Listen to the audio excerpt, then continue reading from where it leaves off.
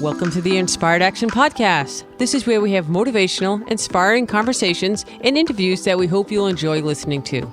If you're interested in creating more balance in your life, understanding your 5-element energetic nature, finding the path of greatest ease, or releasing the baggage of this lifetime and discovering ancient alchemy that can help you fly in your life, join us and other inspired actioneers on this alchemical transformational journey. Welcome back to the Inspired Action Podcast. My name is Jay, and this is pod number 30, and I'm here with my co-host, Leta Herman. Welcome back, Inspired Actioneers. In our last podcast, we talked about the 13 ghost points. Ooh. No, it wasn't scary. Actually, it could be, but it's not.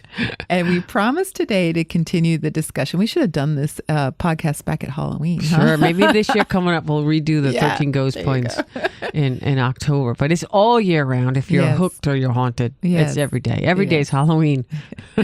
Yes, you don't have to be in Halloween to feel this way. You know, it's such a fascinating topic, and it came up all week with every client that I saw this week had really, big 13 ghost point issues in their life. So it was like right in the forefront of everything that's going on. But can you give everyone listening another history, a really quick, brief history lesson on the 13 ghost points, just in case they're tuning in for the first time right here? Well, actually, I don't think I actually gave a history of the 13 ghost points. There you go. So that's there great. You go. So if anyone wants to get a little nerdy about it, the 13 ghost points are points that existed before the Common Era, but in around 500 to 600 AD or BC or CE, the Common Era. Just pick a couple of letters of the alphabet: A, B, C, D, E, U. But around 500 to 600 CE or AD, whatever you're using. ADD. ADD. There was a man named Sun Miao. I thought we talked about Sun Miao. No, not recently. Okay, not maybe we did it in real life. Ghost points. It's hard to keep real life and podcast life separate. I remember you said meow. Yeah, Sun Miao. A cat. Yeah, and it really is meow. That's actually what the name means. So anyway, he put together a treatment called the 13 ghost points. And basically, he developed this way of working that was much more about creating kind of a ritual of helping someone release something really heavy, really dark, any kind of abuse or traumatic event, something like that. And so the ghost points that I do today, the modern version, let's fast forward, is using these points in a longer session that takes, maybe half a day, because you can't really expect to let something really big like that go in an hour, like a standard acupuncture or acupressure session. So I do that over... What's the longest session you've ever had? 12 hours. Wow. Yeah. Back when I was training, that was kind of a common length of time, because it just took me that long to get through the points. But now I'm, many years later, I think I've been doing it almost 15 years. I'm very good at it. So, 4 hours, 5 hours is pretty average. Sure. And it's an amazing thing. People really transform because these things have haunted them their whole lives. Sure. Well, in the last podcast, we did Ghost Palace, which again, if you want to give a little on the Ghost Palace. Yes. So the Ghost Palace, if you go back to the last podcast, but just to give you a summary, is how we interface with the world. And it's really about the door to your palace. So the interface is in your face? Yes, right. Because the point's on your face. In your face. There you go. Hey, I missed it on the last podcast. Yeah, that's you were a little fuzzy that day. So the Ghost Palace is in your face. It's the interface. Okay. It's the interface with the world. It's located between your nose and your upper lip. And it's a point where you don't really need to have had huge trauma in your life to be affected by something, because the door to us gets affected very easily by trauma or just, really rotten events. And you may just be different after something like that happens. You may not, interface or connect with people the way you used to. Well, and I know that point that you said that kind of stuck with me, that you have to have that opening to get the hook in there. I think that's maybe the innocence. Yes. All the vulnerability. If you have that. It's a fear. Or fear. I think the best way to think of how you get hooked into something is that you already have a fear of something happening. And guess what? It happens. It's kind of the law of attraction. Yeah. And, you walk around saying, I don't want betrayal, right? You're afraid of betrayal. So what happens? So you get betrayed. You get betrayed. You get the hook. You get the ghost. Yeah. And then because you already feared that, this kind of betrayal for you is way bigger than if someone else got betrayed who didn't have that opening and didn't get hooked. Because we've all been betrayed. Only some of us end up with a ghost. Some quote people unquote. crumble. Some people don't. And if you're new to this, ghost doesn't mean woo, getting haunted. Again, not scary. Not scary. It's still Casper, the friendly ghost. My ghost is. Can you do scary? No. Don't even try. Stick with Casper. Yeah, I'll stick with Casper. But anyway, the only scream you're going to get is ice cream. Yes. Right. That's me. Okay. Except I don't eat ice cream much. But anyway. Well, anyway, so it's not that kind of ghost. It's simply that you have a skeleton in your closet. You're being haunted day to day. You really can't be your authentic self. Yeah. So Sensei Miao did the 13 ghost points. We've already done Ghost Palace. Today we're going to talk about, drum roll, ghost convincing. Ghost convincing. And before we get started, I always like to do a little reminder. Keep the questions coming. Boy, we had 2 really good questions this week. We're putting into another podcast, which will be out soon. So keep the questions coming. Do the voice memo. Send them to questions@inspiredactionpodcast.com. Or you can do a regular old email question. We have that too. And if we use one of your questions on the air, we will definitely send you an Inspired Action t-shirt, which I'm wearing right now. Beep, nerd alert. I am wearing my shirt. I look down. I don't know if it's a clean laundry thing or that I really like to wear this shirt. You own a lot of them. I do own like 3 of them.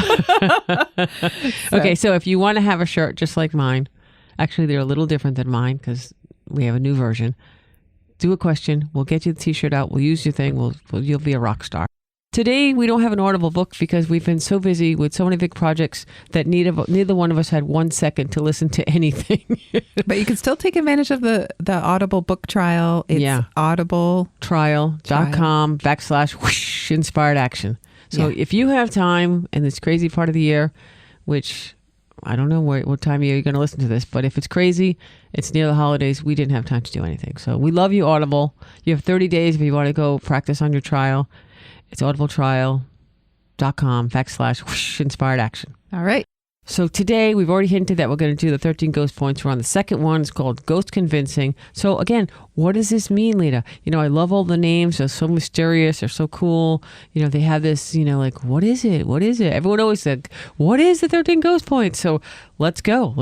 Ghost Convincing. I love this point because I think we all have experienced what it's like to be convinced of something that's not true to us.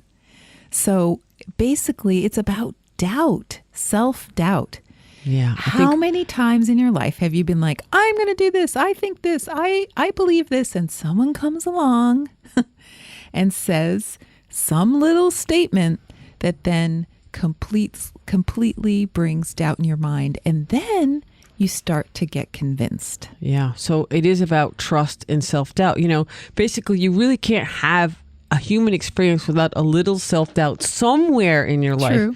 Actually, why don't you explain it a little bit more? And then at the end of the podcast, I've been working on this all week about how to do some homework. I've been thinking about it all week of what we can do on this because every week when I see clients, this is a big thing. This self-doubt, this not trusting yourself, is definitely related to the 9 palaces, which we're going to come to in a couple more podcasts. Yeah. But this is a huge, huge thing for people. Everybody has it somewhere. Yeah. Now, some people little, some people big. So let's keep going with that. Well, here it is. How do you avoid it? Well, it's about trusting yourself. Trusting yourself. And so would that be the water element? Right off the bat? Yes, trust. If those of you have been listening for a while, back when we were talking about the water element, you might remember that I said there's something that I call trust with a capital T. Yeah. And that is trust in the universe. And when you trust like that big, it's easy to trust yourself. You don't have as much self-doubt. But the important thing is, do you trust your instincts? Do you trust your own thoughts, your own feelings? And if you don't, then what would it take for you to truly trust yourself? Now, that's a bigger issue all in itself, because there's so many times when we're on track. Like you said, we're doing our thing, we're rocking it, things are going good, you're in the flow, we may be into the woo way, everything seems really, really good. And then something like maybe a seemingly helpful person, like a partner or a parent or a boss, they put in their 2 cents. Oh, that's not quite good. Or what are you doing? Or is that really how you want that to turn out? Or I can go on and on and on. If you do that, something bad's going to happen. I call it the whisper in the ear. Yeah. Okay, I try, when I'm working with someone, I try to get them we go back and back and back till we figure out to where did that come from. And it's almost always a bad thing, a negative comment. It's so true. I've had it happen myself. When you start thinking about it, there's this little thought in the back of your head. Yeah. Yeah. And you probably might even remember where it came from. Most of the time, I can get people to pretty much get to a point. It takes a while, and they probably haven't thought of it in a really long time, but through a few questions and a little kind of going back and forth, it comes out. And sometimes it's angry. Sometimes people cry. Some people get really mad. I had one person throw the pan across the room when we finally got to it. They were so mad, and he calmed down afterwards, but he was like, my head exploded, and I'm like, I get it. But when I talk about this after, maybe not in that heated moment with the person, it's like a little worm. It gets in your head. Think about when a little worm climbs into an apple. What does it do? It moves and wiggles and goes, and it's going to the core. Yes. So in this context, it's haunting like a ghost. And since we're talking about the 13 ghost points, this is it. This is what it's about, the trust and the self-doubt. Yeah. It may not even come from you. Right. It was put in you by someone else. It's almost always from someone else. Yeah. Yeah. And the way you know it's happened is you've lost the woo way. Or worse, you're no longer being authentic. Which is what this podcast is all about. So if you're digging this podcast and you're trying to do the woo way and you're trying to be authentic and you're trying to do your self-cultivation, but you're doubting it, this is what you need to work on right now, right here and right now. Yes. And the way you can tell that this is happening is you lose your woo way. You're not in the flow. And even worse, you're no longer being authentic. Your authentic trust and who you know is the truth, that kind of gets put on the back shelf. And, I see it every day when I'm working with people. They can't help it. They start to expose things that are obstacles. That is pretty much why I almost always make people go see you first. Yes. Do the heavy lifting. I mentioned it before. It's so much easier if you go through the ghost points and it kind of, marinates in you, and then you work on your self-cultivation coaching. It's just a dream come true for me. When I have people work with you. It's actually true. We've seen it a bunch of times. Yeah, it's proven. If someone tries to work with Jay who hasn't done the 13 ghost points and they need it, then they really need to come see me before they continue trying to do their self-cultivation, because they can't be authentic. Yeah. So let's give some help for the self-trusting challenge, as we can call it. The self-trusting challenge. Okay. So it's like a domino effect, and it's rampant in our society. Things are good. You feel great. Someone throws you off your game, and then you're self-doubting yourself. Is it kind of like the waiting for the other shoe to drop? Yes. Oh my God. And that phrase comes up so many times in my clinic. The person who threw the pen said that. Yes, that's right. That's what came out of that session, was he was always waiting for the other shoe to drop. Yeah. Like he couldn't have this enjoy. He couldn't enjoy, though he would get into the woo way. Everything would be flowing. It was apparent. Yeah. And they would say something, and boy, that was it. He was derailed for months. Yeah, it could be a parent, a sibling, a boss, your neighbor, a competitor in business. And then some people just crumble. Yeah. And some people, it's like the tide coming in. It kind of ebbs away, and you kind of erodes. Yes. Other people, boom, are taken right down. And the person who says this to you might not even mean it to be that way. Yeah. But it's that little worm. Think about with the worm with the apple. So it gets inside and it starts doing its thing. I just had someone in the other day who said, I think I'm the only person in the world that this isn't going to work for. She'd started a new self-cultivation technique, and she said, maybe I'm just the only person in the whole world. Yeah, who do you think someone put that in her head? Who put that in her head? Yeah, where did that come from? That's never going to work for you, or that one in a million, and they think that they're that one. Yep. Okay, so guess what? It's not going to work. Yeah. It's not going to work. She's going to make it be the one. Yes. She needs someone in her corner saying, you're going to beat the odds. You're going to do it. Yes. You're going to not be the one in the million. You're going to be the million. Yep. that are doing it. It's the other way around. Yes. So yeah, I know, and I love to use the 5 elements when I'm working in these challenges also, because if you've been listening to the podcast and you're into the 5 element, each element moves through the world energetically differently. That means everyone reacts differently. Learning where your strengths are and where your not so strengths are. You're kind of weaker. I don't say weaker, but not your strongest elements. Yep. If you work on this on a day-to-day until you get that hook taken out, it's tough. We have to, this is what we're talking about. How do you get that hook out? How do you, think about the fish on the hook? How do you get the hook out without killing the fish? It reminds me of, I was just watching The Marvelous Mrs. Maisel last night. Yay, love that show. It's a great show, by the way. You got to watch it if you have access to Amazon Prime. Get it. Check it out. We've been totally 5 element in that show. Oh my God. It's so much fun. Anyway, yeah. So for anyone who's watching, Mrs. Maisel, who's the star. The character. Is a great example of wood. Yeah. And so wood that's marvelous and rocking it in the world. What I love about her is she is truly marvelous in the world. And I just said that. Exactly what I just said. I was just because it's marvelous Mrs. Maisel. Yeah, right. Okay. We need to be more creative than the marvelous word. We've already figured that out. She's glorious. There you go. Glorious. She's great. Yes. She's great. Her name is Rachel Bronson. She's a wonderful actress. She's been around a while, and this is kind of her big break into this, We want to check her out on some of her old shows to see if she is actually wood, but she plays it perfectly. Yeah. So it's likely she could be wood in herself, like as a real person, not as Mrs. Maisel. I think that, and we've talked about this, Leta and I, so we're going to bring it up right now. So it's a way that wood can really move through the world effortlessly, even though this is a period piece in earlier U.S. history, and with all the obstacles that she had, she didn't see them as obstacles. Never. So a wood person who's rocking it and something comes along, they go under it, they go around it, the last thing they do is blow it up. Yeah. So you just see her move through the world effortlessly. Someone puts her down, she goes around them. Someone heckles her, she goes under them. Someone does this, so that there's no stopping her. Yeah. What made me think of Mrs. Maisel for this week's show is there are a couple scenes with her parents, the mother and later the father. I don't want to ruin It's season 2. There's a little bit into it. So if you haven't seen it, it's season 2. Stop the podcast right here. Just hit pause.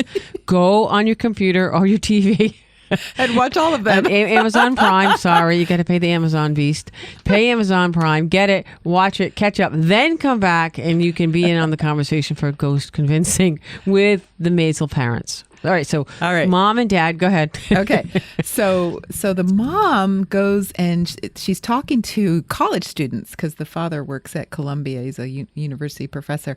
And they're just talking about all their hopes and dreams. She's in the art department with all the art student women. There's like 8 of them. Yeah, and this was a while back, so a long time ago. So anyway, she dashes all their hopes and dreams in an instant, basically by saying that they are not going to get to do what they want to do and be. And actually, she asked them, and they're like, "Oh, we think we'll be teachers or professors." And she said, "But there's no teachers and professors. What are you talking about?" "Oh, I think I'll be a famous artist." And she's like, "But there are no women famous artists." And actually, the one I knew tried to kill herself. Okay, so she dashed those dreams in literally 1 minute. And their faces, they were just so crestfallen and it was devastating and to that was them. just, think about the little worm again going in their ears, like they're all happy and doing their thing, and they want to be artists and teachers and professors and the whole thing, and then boom, someone with experience, older, says these things, and she didn't say it in a mean way, she didn't say it in a threatening way, she didn't scream at them, she said it calmly and coolly, and they were all devastated. Boom. And they were full of life. Yeah. And they were doing their woo way. Yeah, they were doing their woo way for sure. It was, and thank God in the real world, people don't give up because that's how everyone moves forward. And, thinking about the real world, I mean, it is kind of the job of the older generations who think they're wiser and that they know everything to give us advice. Yeah. I mean, it's not a bad thing, but what ends up happening over and over again is they end up discouraging the younger generation. Well, if they're not happy and they're jaded and they're broken, and they're like, then they pass this on to the younger generation. Guess what? They're gonna be like, so and so just told me that, and they must be right, even though that they're happy, and now that person who's not happy gives them that advice, and guess what? It starts to erode their happiness. Well, so, who's going to make the changes in the world but the younger generation? Definitely. It's like we're stuck in our ways. As you know, I'm not including myself in the older generation, but yet. But they're stuck in their ways, and the younger generations are like, no, let's do it different. Let's have. That's the whole thing about the fail again, fail better. When you so-called fail, you're actually gaining wisdom as you move through the world. Yeah. So I would rather see a young person try something, even if someone says they can't do it, maybe it falls short or maybe it fails. I don't usually use that word. Maybe it doesn't reach where you want it to be successful. And then they learn from that and they try again, or they try something different. Right. And they take that with them. Yeah, it's like they're untainted and they don't have that self-doubt. They're willing to take a risk because they believe. Right. They believe. Right. They're not going to get convinced. Or they just crumble or go away, and then 25 years later they go see you or they go see me. Yes. Whatever that new generation will be, and then they have to get this done, and then they get fixed in a clean slate and start again. Yes. Easy peasy. So go watch Mrs. Maisel. We'll talk you didn't about talk about it. the father. We'll talk about it in the Facebook group. Oh, the father did the same thing to his college students. He did it more angrily, in a rage. Yes. And he's wood. Yes. Okay. And he was kind of out of control, angry, unhappy. Yep. And he just spewed, and they looked up to him, and he was definitely an authority figure. And they were like, what are you doing, dude? And he just dashed their dreams. It was almost like a traumatic event. It's definitely a ghost issue. He almost had like a break. Because he was their mentor. Yeah, he was their mentor. And they trusted him. And then he felt betrayed. Yeah. He felt angry, frustrated, whatever. But still, it was painful to watch as a motivator person here to see that. So go watch Mrs. Maisel, and we'll talk about it in the Facebook group. I don't think we made it sound so good. No, we'll talk about it in the Facebook group. The show, this is just a little tiny blip in the show. The show is hysterical. Never laughed so hard in a kind of show like this. Just before we leave on this, how about in the real world? How many parents have told their kids not to be an artist, not to be an athlete, not to be whatever they thought was not appropriate? Right. It's crazy. I know my mother, be a nurse or join the army or be a teacher. Those are the three things that she begged me to do. Wow, she wanted you to join the army back then. Yeah, back then she was like, just go. They'll take care of you. Okay. Yeah. Apparently she wanted to be a teaching nurse in the army. Yeah, right. But no, those were safety things for my mother. Yeah. She never, could imagine doing anything other than those conventional women kind of jobs. Yeah, roles where we sort of stuck women in those roles. Yeah, but thank God I didn't listen, right? Yeah. Thank goodness. You wouldn't be doing what you're doing today. No, I broke a lot of crazy molds for me. Well, let's talk about trust for a minute. To really trust yourself, you also need to trust the universe. Yes. Or what you might call it, God or the divine or some overarching principle of life. And there is a way that you can connect into yourself through this trust. It's that feeling that all is well.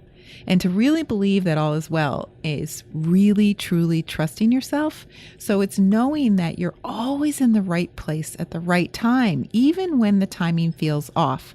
So for example, if you do miss your train or your bus or your flight, you're going to be frustrated, but there's a reason.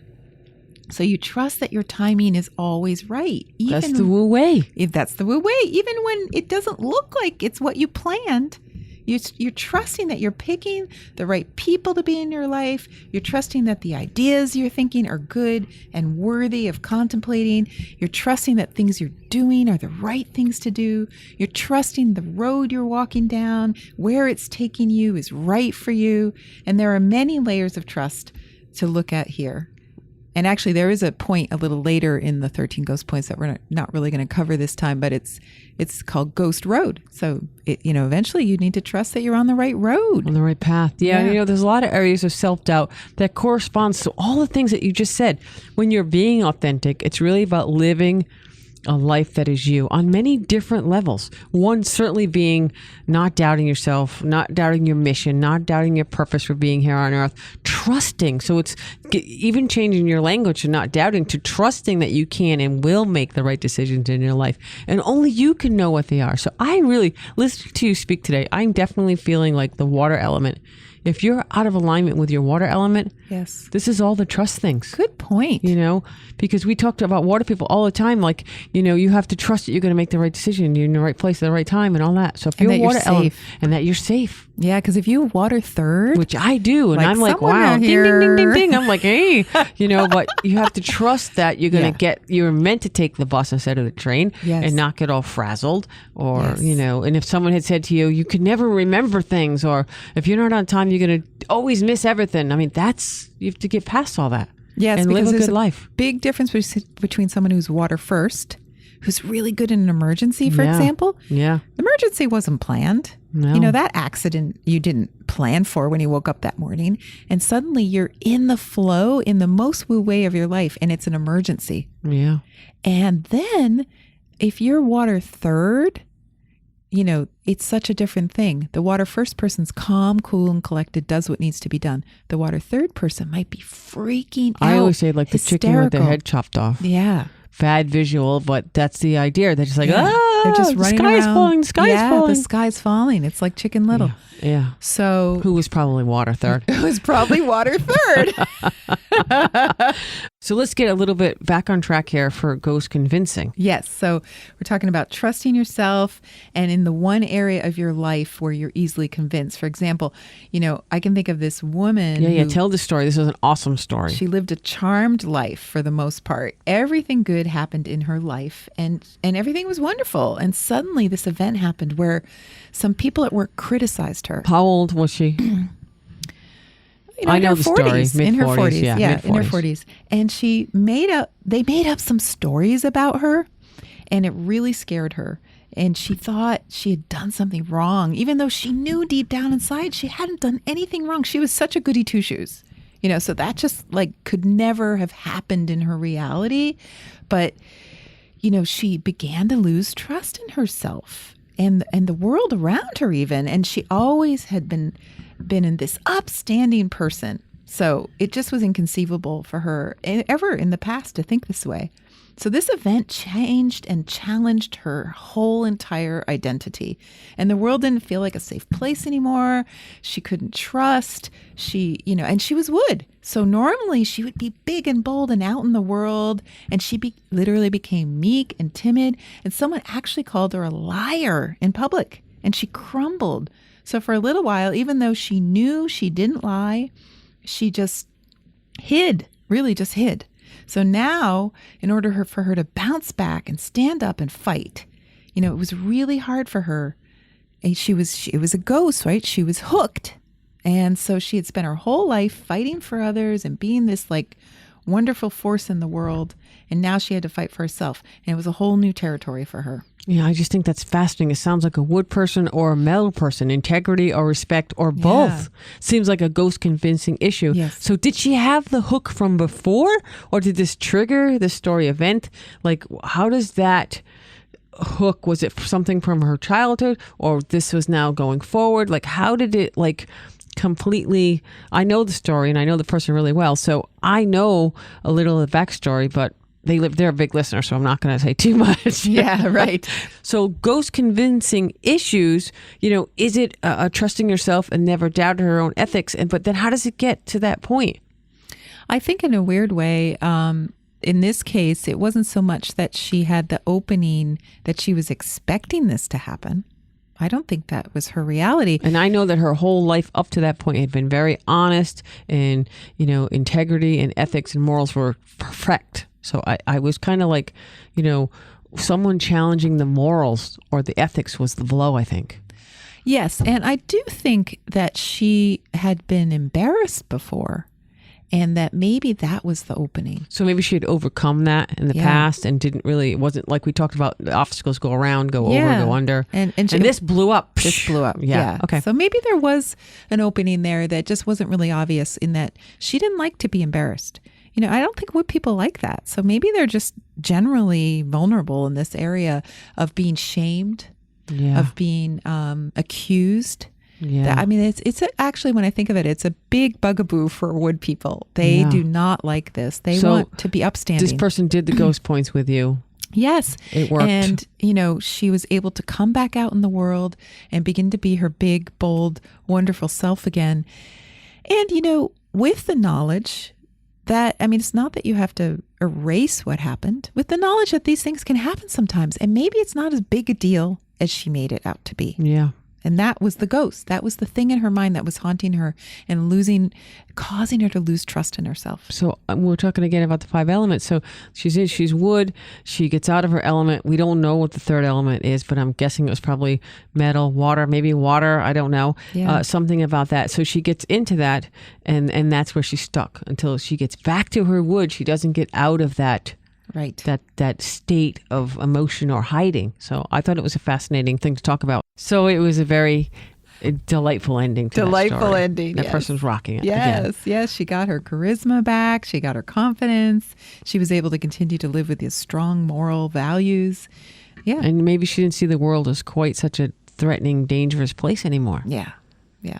Definitely. Because she was able to overcome it. Yeah, that's great. So, I think I do see this a lot in coaching. I do have quite a few wood people, but it's not just a wood thing. No. It's not just a wood thing. It can happen to any element. Any element. Yeah, definitely. So, and everyone's a little bit different. I see a lot of the vulnerability for the fire person and, maybe the disrespectful kind of thing for a metal person. Definitely. So we could probably go through all 5 of them and we could figure out definitely which one would be it. So, so if you're thinking about yourself and you're starting to, you do this point with the homework that we're going to give you and things come up, be kind to yourself, be gentle and let things come out slowly. We talked about alchemy on stage 2 about dumping the baggage. You can't dump it all in one day. Right. It took you a long time to get it and you carried it forever. You can't just dump it right there. No, not at all. And this whole discussion feeds into another ghost point, which I was thinking because you work with this one in your coaching sessions so much, Jay, we should do it in the next podcast. So this is our little teaser. And that one is called Ghost Market. And this is the idea of how you speak about yourself in the world and what is the story you're telling the world. So I think we should do that next time. I do. I had a busy week and boy, the ghost market was a big challenge for a lot of people this week and I always start with people like, what is the story? What are you telling? Are you in alignment? Are you happy? Are you happy being the person that you're being? And unfortunately, most of the time people say no. Yeah. So the ghost market, but that's a later point, number 8 of the 13, correct? Yes, it is. So we can, if you want to skip ahead, but I would love to talk about it because I see it all the time. Yeah, well, I think we should pick some points. I don't think we're going to do all 13 ghost points in the podcast, at least at this point. We'll do some and then we'll wait till October. Yeah, then we'll wait till Halloween. But yeah, I would love to talk about the ghost market because I do think that with a little bit of work, it's an easy one to overcome. Yes. It really is a good coaching. I don't like to be the coach. I like to strategize, but it is really a good one to work on. I love doing that one. Yeah, but let's go back to ghost convincing, which is what we're talking about today, and and for your homework. So how can you work with this? If you choose to accept it. So we're talking about a point. So you're going to just to review, when you're doing these ghost points, you're going to put your forefinger on the point and you're going to gently vibrate it. And before that, you find a quiet time, at least 20 minutes to half an hour where you can steal away for yourself, have it maybe some soft music in the background if you need to be, something that isolates you from the like normal a meditation. Everyday. Yeah, like you're going to do a meditation. Yep. Yeah. And you can even do the relaxation at the beginning where you relax from your head down, like we do in a lot of the meditations on this podcast. Okay, not to cut you off there, but okay, so you find your spot, you find your time, you lay down or sit, whatever you want, and then have your journal by your side in case you want to write something. Yes. This point then is located on the thumb, so it's a nail point. And most of your fingers and toes have acupoints on them next to the bottoms of the nails. So each corner of the bottom of the nail is a point. And this point... So when you say the bottom, you mean the closest to your body. It's like not it's called the end. The nail bed. Nail bed, yeah. Yeah, it's closer to the knuckle than the tip of your finger. There you go. And I'm just trying to do visual. It's an audio show. Yeah, and we're going to put a picture. We'll put a picture. Yeah, we did on the other one too. It's on the side of your thumb that's not next to your forefinger. And it's on both sides, so both thumbs. So it's on the corner that's not next to your forefinger. And you can do it the same way. Put the finger on it, your other forefinger, and put some light pressure, and then do the vibrating. Okay. Yes, and the vibrating helps release things. Okay, so think about that as a visual. Yes, and this point is actually called Lung 11. So if you're where you can't go to our website, you can always look up the point name Lung 11, and you'll see a picture on the internet of the nail point. And so what we're doing is you're holding the point. And just like we did the last one on the lip, you're going to hold it for a continuous amount of time. I say roughly 20 minutes. Now, here's the thing. If you're a woman, you start on the right side first. And if you're a man, you start on the left side first. And that's how we always do it in Chinese medicine. So let's talk about that a little bit. Why do you start on the right for a woman? Well, in general, in alchemy, we start with the left for men and the right for women. Left for men is about being more yang, and women, it's about being more yin on the right.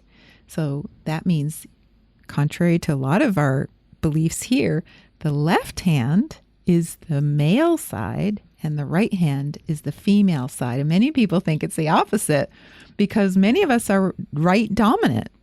And so we just assume that must be the male side, like, the one that holds the sword. No way, it's the strong female. Yes. Well, traditionally in Chinese medicine, the left hand is male, the right hand is female.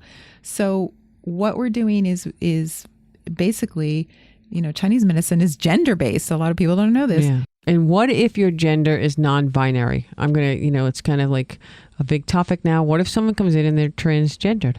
Yes. So I work a lot with people who are. It's a common thing in my practice.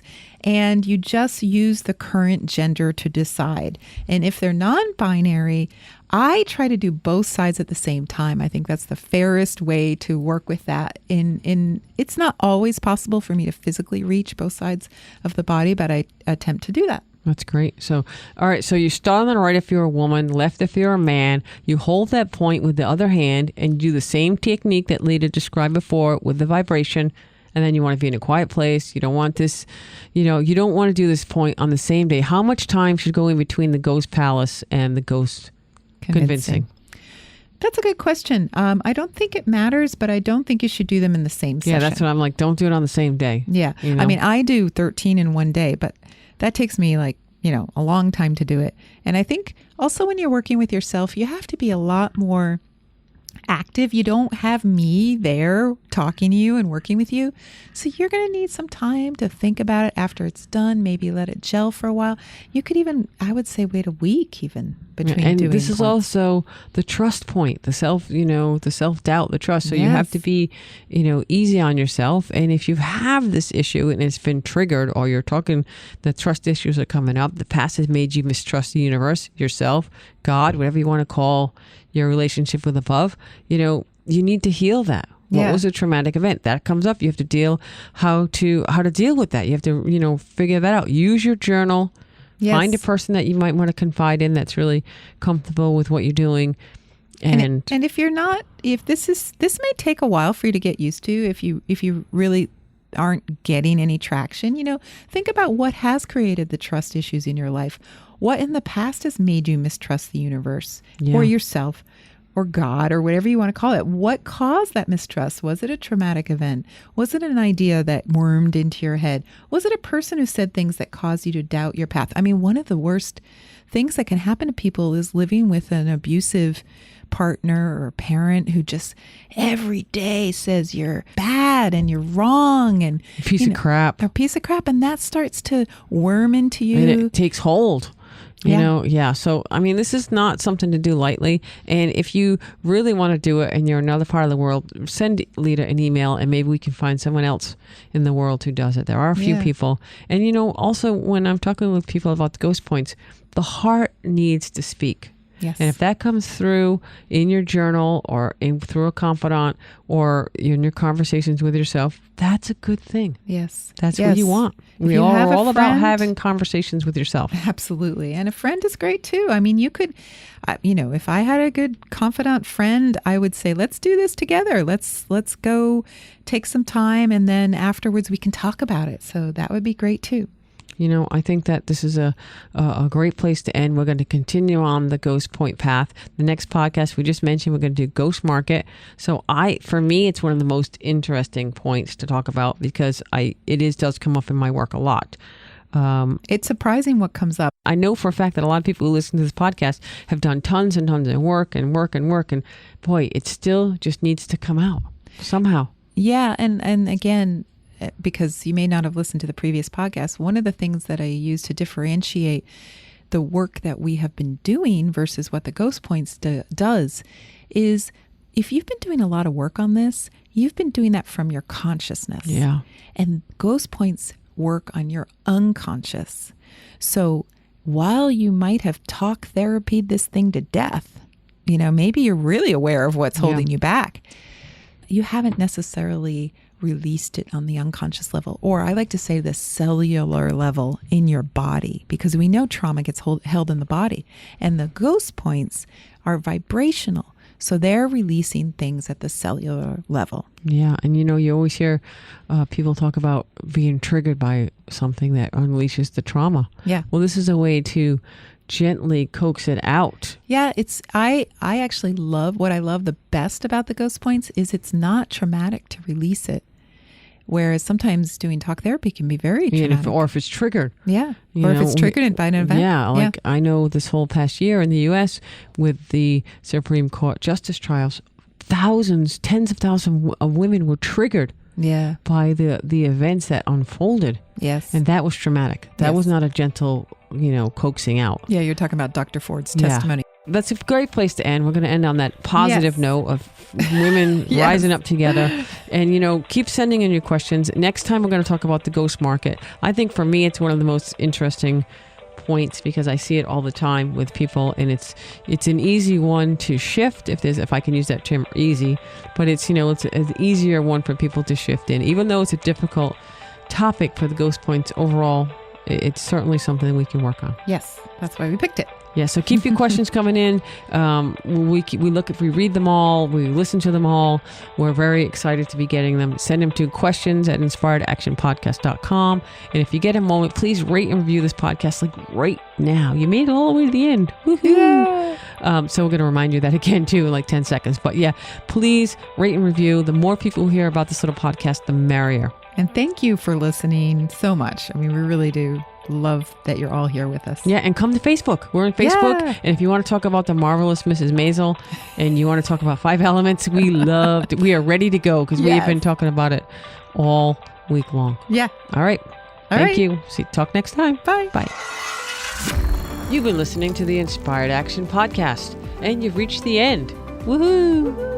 Why not celebrate a little bit and click that subscribe button right there. We love having you with us on this journey, and we want it to continue. You can also rate and review this podcast. And if you have already, thank you so much. We read all reviews, and your reviews help other people find this podcast as well. You can also be a part of this podcast yourself by submitting a voice recording message and emailing it to us at Leta@inspiredactionpodcast.com or Jay@inspiredactionpodcast.com. And if you want, you can join our Facebook group or follow us on Instagram. Join us next week for another Inspired Action conversation. And thank you for listening. Thanks for listening, and remember to hug the dog.